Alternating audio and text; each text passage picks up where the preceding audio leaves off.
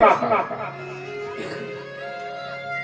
किसी को कोई वस्तु जबरदस्ती दी जाए वीरेंद्र जी, उसकी कीमत नहीं होगी। कीमत तभी होगी जब उसकी जरूरत पड़ेगी। प्रेम से बोलो राधे राधे राधे। तो आज पार्वती मैया ने जिद करी। पार्वती मैया कहती है तो अच्छा महाराज आप मुझे अमर कथा सुनाओ। अब कथा सुनने का अधिकारी कौन? मुझे पता नहीं, परंतु कथा क्या है। हमारे शंकर बाबा नंदी की पीठ के ऊपर बैठे, साथ में हमारी पार्वती को बिठाया और अमरनाथ की तरफ चलने लगे हैं। पहले गांव में पहुंचे तो नंदी की पीठ से उतर गए। नंदी ने पूछा महाराज आप मुझे छोड़ के जा रहे हो? क्यों? बोले सींग वाले आदमी कथा में नहीं चाहिए। अब ये सींग वाले कौन? ध्यान देना जो ना खुद सुने ना दूसरे को सुनने दे। प्रेम से बोलो राधे राधे। ऐसे लोग भी कथा में नहीं चाहिए। बोले दूसरा गले में लिपटे काले नाग को उतारा है। उस सांप ने पूछ लिया बोले प्रभु मुझे क्यों उतारे? बोले ऐसे आदमी भी कथा में नहीं चाहिए जो दूसरों के प्रति हर घड़ी एक जहरीले सांप की तरह अपने मन में विष घोलते हों। प्रेम से बोलो राधे राधे राधे। गंगा को भी जटाओं से उतार दिया। गंगा ने बोला महाराज मुझे तो समय भी लेके गए जब आपकी शादी हुई थी। जटाओं का चूड़ा बनाया और उसके बीच में मुझे छिपाया। तुम आज क्या रहेगा? बोले नहीं आज तुझे भी नहीं लेके जाऊंगा। क्यों?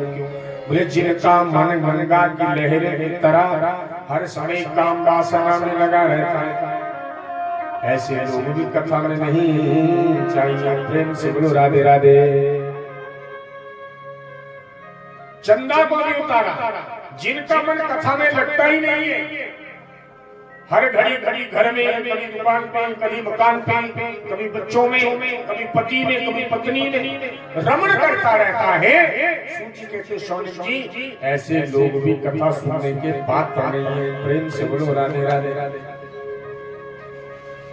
अब केवल मात्र शंकर बाबा और पार्वती मैया दोनों अमरनाथ की गुफा की तरफ प्रवेश करते हैं।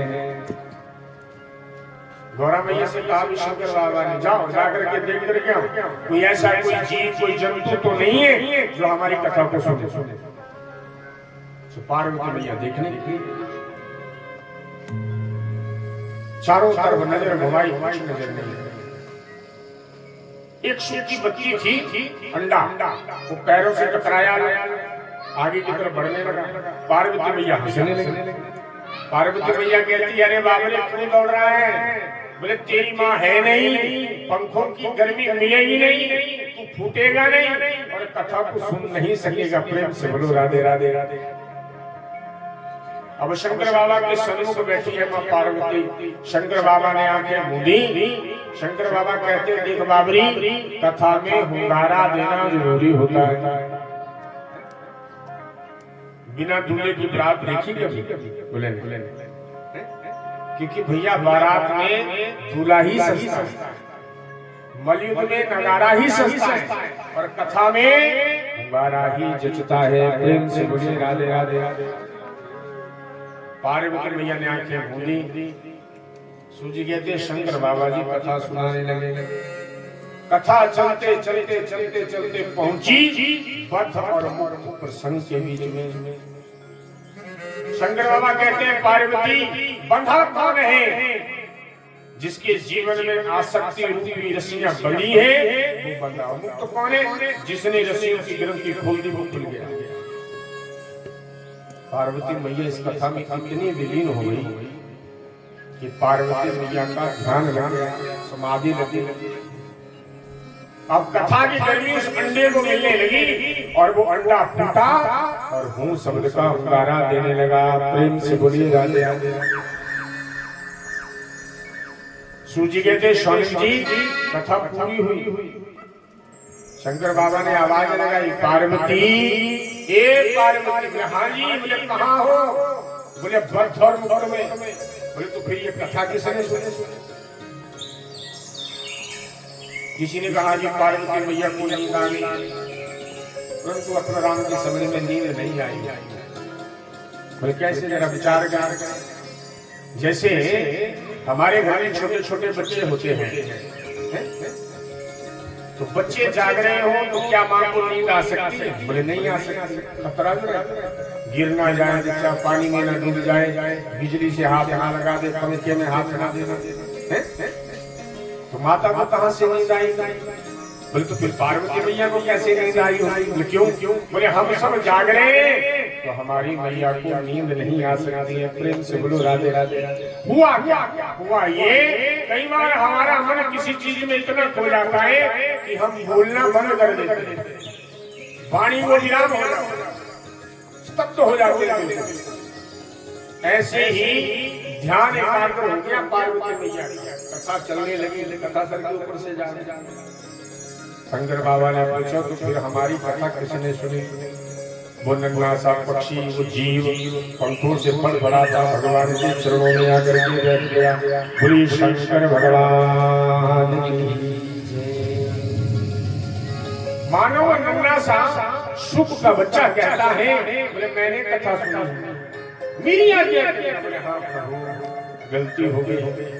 शंकर बाबा ने हाथ में त्रिशूल, आगे आगे वो सुख का बच्चा उड़ाए, पीछे पीछे भगवान ब्रह्मलोक में गए। ब्रह्मा जी ने बोला अपने आप तेरी रक्षा न कर सके, अगर कहीं शंकर बाबा ने तीसरा नेत्र खोला तो जला करके भस्म। विष्णु लोक में गए, विष्णु भगवान ने मना करा। अंतो गत्वा वो नन्हा सा जीव उड़ता उड़ता बद्री वन में पहुंचा, जहाँ पे हमारे वेद व्यास बाबा का पनीर कुटीर है।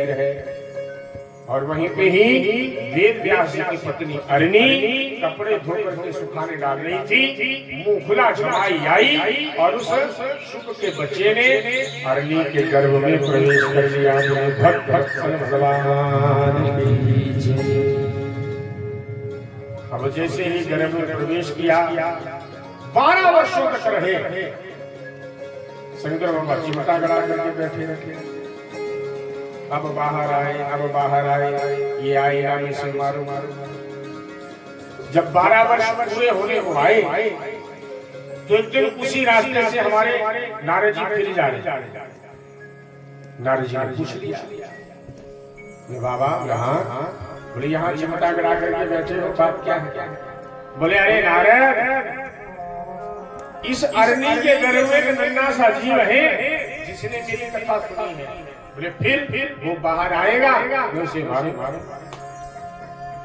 नारद बाबा कहते हैं अरे बाबा, आपका नाम भी भूला और स्वभाव भी बड़ा भूला। बोले क्यों? बोले कथा का क्या नाम है? बोले अमर कथा। बोले तो जिसने सुनी वो तो अमर हो गया। फिर आप किसे मारेंगे? शंकर बाबा कहते हैं अपने राम से बड़ी भूल हो गई। चिमटा उखाड़ा चलने लगे, गर्भ के बीच में से नन्हे से शिशु ने पहली बार आवाज दी। शंकर बाबा कहते हैं कर्म जले, इतने दिन तो तू बोला नहीं, अब जब जा रहा हूँ तो तुझे भी बोलने की याद आई। अच्छा चल, क्या क्या कहना चाहता है? बोले प्रभु मेरी विनती सुनिए। बोले कहिए।